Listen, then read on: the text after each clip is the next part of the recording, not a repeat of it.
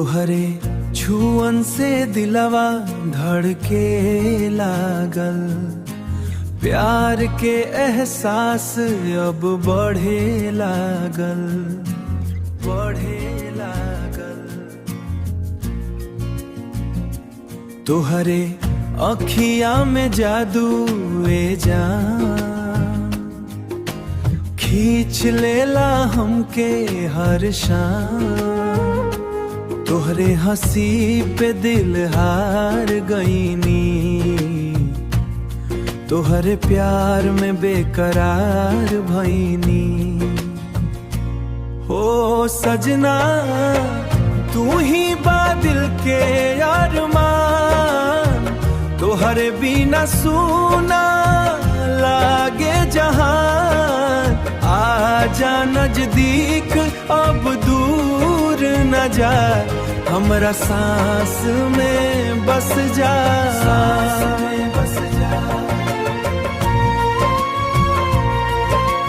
सांस में बस जा।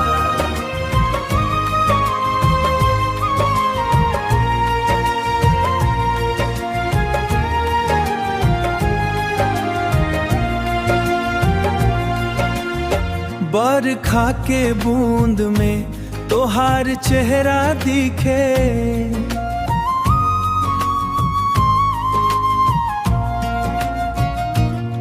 हर धड़कन में बस तोहरे नाम लिखे।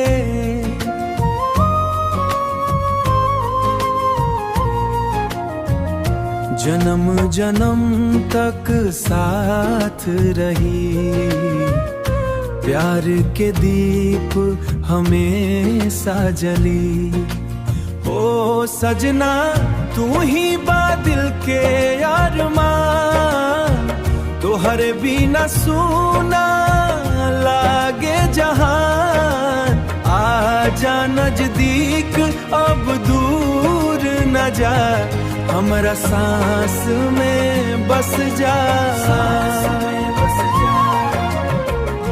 तोहरे छुअन से दिलवा धड़के लागल।